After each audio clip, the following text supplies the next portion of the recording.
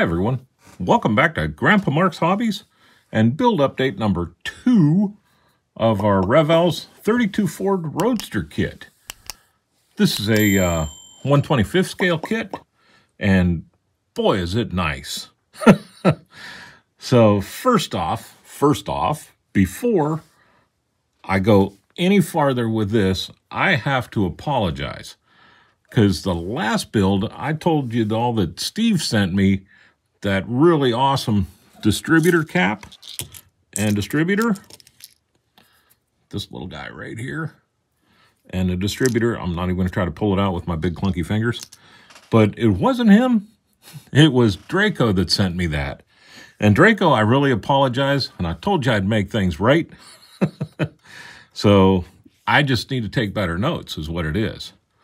So with that being said, let's jump into this build update. First thing, let me move some of this. Let me move the guys out of the way here first. Oops.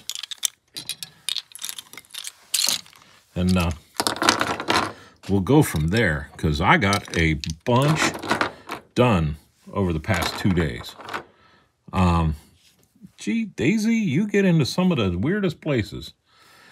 So let me first start off by bringing my moon tank over here, along with a few other things that went into the LA Awesome. I was asked, what is LA Awesome? And LA Awesome is simply just a pretty cheap degreaser that I get from the dollar store. Wear gloves if you use it.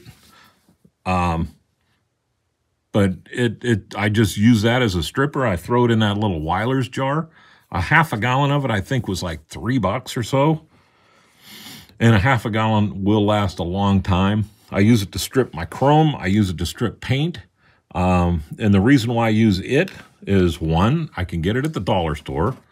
And two, I don't like using brake fluid. And the last reason is because Easy Off makes me nauseous. Just the smell of it, I cannot stand it. So this works really good. There's also stuff called Purple Power everybody talks about. It's a purple degreaser that you can get from Walmart, I believe. I haven't used it because Walmart's farther away than the dollar store. That easy. It works good. It's not super fast like Easy Off is, or brake cleaner, but I just have to deal with it because of the way the Easy Off bothers me, and brake fluid's just a mess. I do this all inside. I don't want to have to take things out to the garage in the middle of winter or when it's 1,000 degrees in the summer and mess with them, so I just do it all here. So there is my LA Awesome commercial. Now, the moon tank, I put together, and the reason why I put it together is because I wanted to get this seam gone on the top, because that would have really showed up, and I wanted to get that. Let me bring you down here instead of bringing everything up and out of focus. I wanted to get this taken care of before I painted it, because that seam would have just shown up no matter what if I tried to build it unassembled. So the moon tank's good, really fit together well.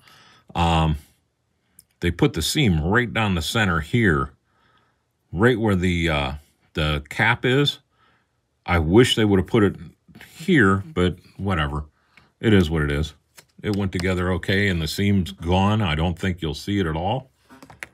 The other thing, while we're still in it with the LA Awesome, is my exhaust. I call them ankle burners, the side pipes. I took these and I drilled them out after I glued them together. I wanted to, again, glue them together before they're painted, just so I can get these seams disappeared. There was a little bit of gaposis on one of these, and I can't even see it without my visor.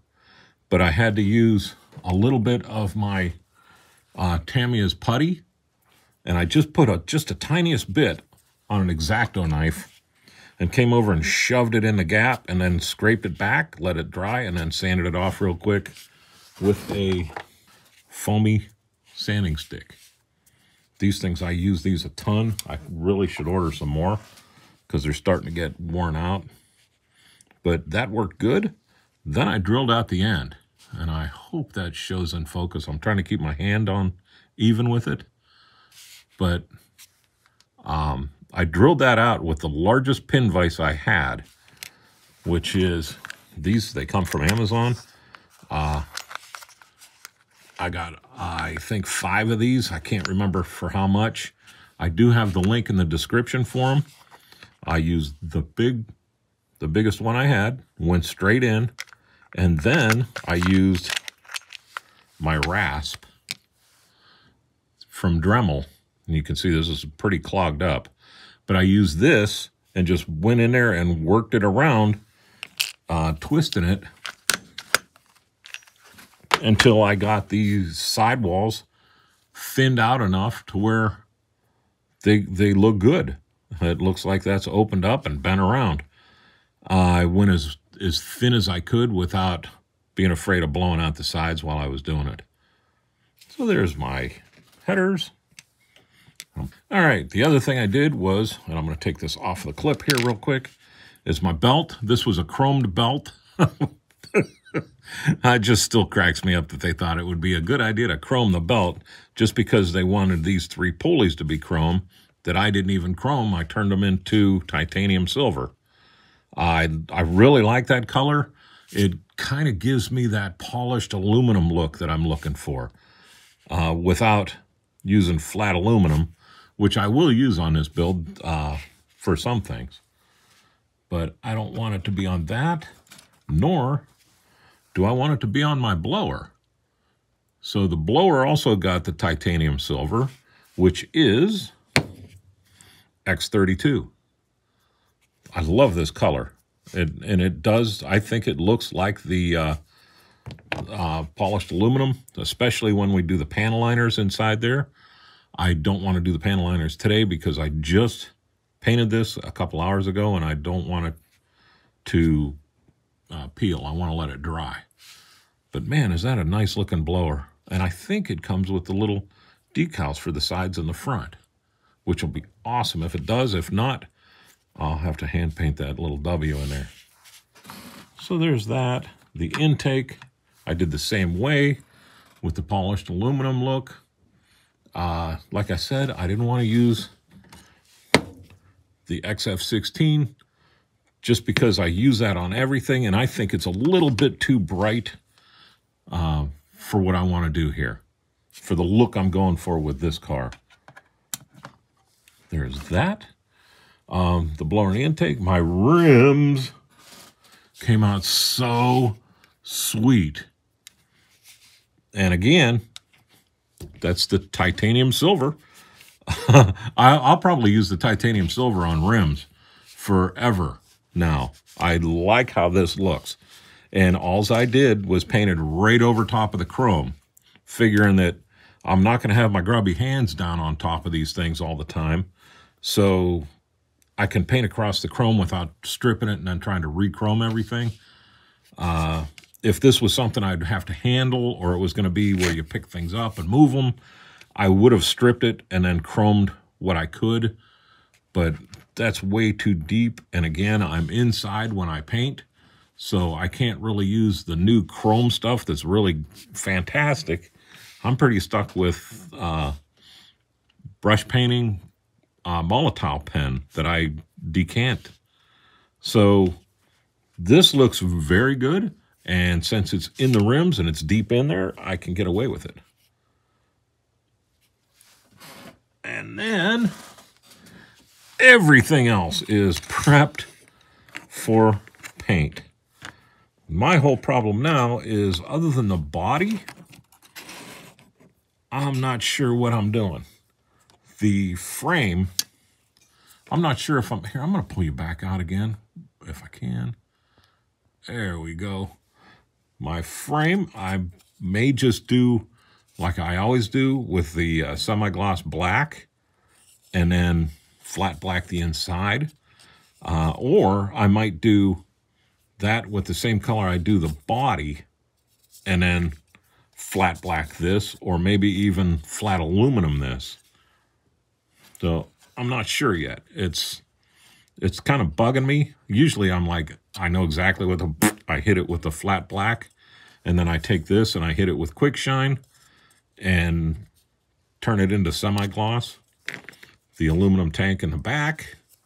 But this thing's going to be kind of blingy, so I don't know. We'll see. The interior is going to be all the side panels. This is going to get painted the same color as the car. So this is going to be a two-coat type deal, which is going to be a whole lot of fun. But the bottom here, I'm going to have to bring it back down. The bottom strip and the top strip is going to get the same color as the car. And then the center section is going to get leather, just like the seats are going to get the leather. So I'm going to have to do a little bit of masking once I get it done painted. So I won't be able to just sit there, pull out the airbrush, paint the one, switch colors, paint the other. It'll be I'll do a 2-day dry time between painting the body color and then painting the leather part. And that's just the way it is. But everything else really cleaned up nice. There were 4 pin marks inside here, huge ones. So I scraped them out using my old worn out flat X-Acto chisel bit, or chisel point. I don't have any more of these, and I really don't want to spend the money to get any more. But I still am able to use that, just laying it down flat and dragging it across until those are gone. And they did a really good job. The only thing I did after that was came back with the 1000 grit sandpaper and hit the inside. I also used 1000 grit on the outside of all the body panels, just to give it a little bit of a rough edge for the paint to stick to. Move it out the way. My exhaust is prepped. This is, the side pipes are going to come and they're going to link in here and dump out.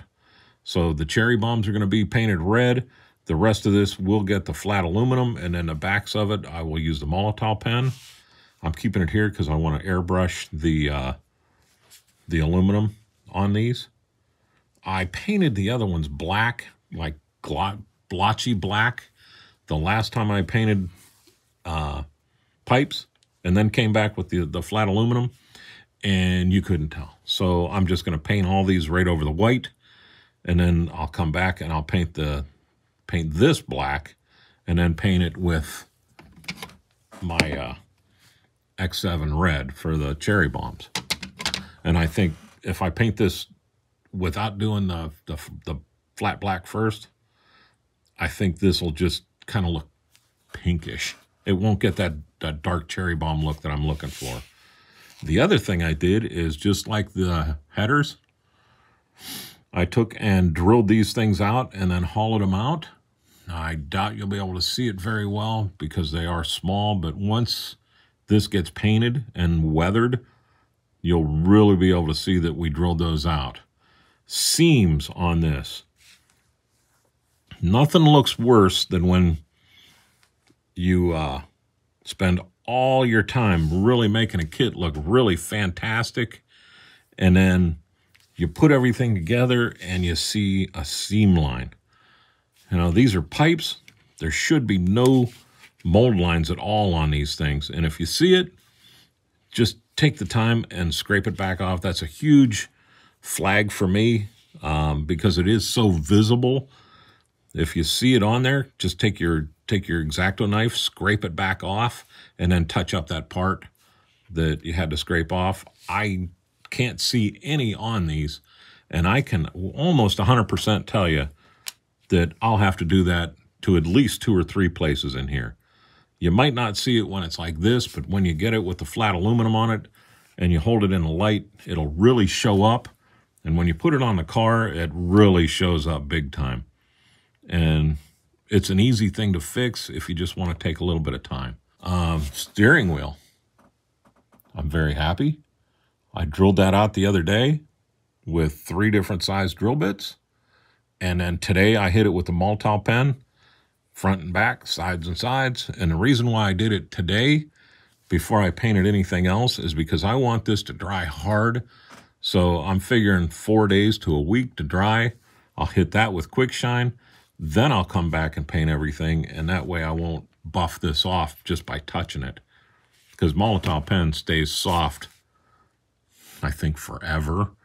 But after a week, 4 days to a week, you can hit it really light with your softest paintbrush and quick shine, and it'll seal it up to where you still have to be careful, but just a brush on it won't strip it off. So that's why that took so long, or I jumped on it so early. The other thing that I jumped on real early is, told you the main reason why I got this kit is for the motorcycle fenders. And I put the fenders on this right now. I will be painting them body color. So everything else is going to get painted body color overspray. It is what it is. And I don't care, because I wanted a really tight seam glue joint on these. I use my Tamiya's Extra Thin to hold those on. They're going to be permanent now. I mean, you don't want to just try to twist them. They will twist, but they're not going to get bumped off. Where if I painted everything and then tried to glue it with super glue, all you're gluing is paint to paint. So you're relying on the paint to hold the part together. And with that, there's no way I want to even try, because it is out in the open and saying hi to everyone. So what I'll do is I'll get that painted, and then I'll be able to hold the ends of that, and I'll paint the brake rotors, and I will paint them with the chrome silver X11, and the back pieces here. If I paint my underside black, I might paint those black too, just so they kind of disappear in there. If not, I'll probably decant some of the Multol pen and paint it on there. So we'll see. Nice detail on this, though. I mean, your calipers look great. The mount bracket looks great. It held on there. Fit like a dream. There was no problems with fit on there. So both of those came out very good. I'm excited. I've wanted the motorcycle fenders since I started building these Roadsters and just haven't seen it. Let's see here. And then, like I said, all the other parts, I'll be drilling these out. Those are the airbag shocks, or the airbag suspension. I will drill them once I get it painted and run little lines down going into the trunk for the airbags. So, and the other thing I do is this little nub right here. We'll see how the little wheel inserts go, but I usually sand this little nub down on both sides just so I can get that on. I've found that sometimes that nub sticks out too far and it won't let the wheel go all the way in where it's supposed to. I glue my wheels anyhow, so if I file off this little retainer, not all the way, but I'll file it down to where it's smooth with that, and then shorten it a little bit. That ensures that I have a little bit of play, so I can get that wheel in there just where it's supposed to, all the way to the end, and it lines up. But for right now, I just left it on because it's a great way to hold this. I did glue the back on too, just because it's all going to get semi-gloss. So we are there. Like I said, the engine is ready to be painted. And now, let's talk about the body and fenders, and then I'll let you go. Prep the body. There is a seam line that comes across and runs the whole length of the body right here, and that needs to be sanded because it is a very pointy edge, and I think if you painted that, and any bumping on it would take that paint right off of there. So do that first. It comes up and around the front here, knocked it off there, everything fit. My seat and everything fit in here. I did, like I said, I sanded the sides of my seats down really well so that they just drop in. And then I put my fenders and my inserts in right now. Same reason as I did the fenders on the brakes is because I don't want to just glue those to paint, and I didn't want to try to scrape the paint away to glue them onto the body, because who knows where that little seam right here is going to line up. You're trying to sand paint off to glue to plastic, and it's going to mess up. So I glued those on right now. Everything's going to fit in there. This just drops on anyhow. So, but look at how cool that is with those fenders. I love the chopped fenders on these. Just a neat look. I cleaned the panel line out of, or the mold line out of the door panels with, once again, my trumpeter digger, my trumpeter seam cutter. And all I did was just came in here a few times until it was gone, and then tilted a little bit here, tilted a little there, and kind of opened that up to where it was an even shot, both sides. I took all the body parts and I hit them with 1,000 grit sandpaper, like I said, and I think we're ready to go. Now, I talked about it. I wasn't sure. I am positive now that I am going to use the dark green, which I'm telling you, if you try to paint a car dark green with this, it's going to be dark, dang dark green. But since I'm going to mix it with chrome silver, it's going to brighten this up quite a bit, because Tamiya's dark blue, which doesn't look like it on here, but the blue is as dark as that lid. This is dark as is going to come out that dark. But when I added the chrome silver to this, it lightened it up to where it lightened it up half brighter than that. So I'm really hoping it's going to do the same thing with this. Figure those two of them together, I can keep adding the chrome into it until I get the right brightness of the color. It works out real good that way. So there's that. I am going to use the red-brown for the leather, for the interior, and then everything else. My question for everybody is, I have a stick shift that goes in the floor for this thing, because it's obviously a manual transmission, but the steering column has 3 things on it. 3 little tabs sticking out. One of them, I imagine, would be tilt steering, turn signal.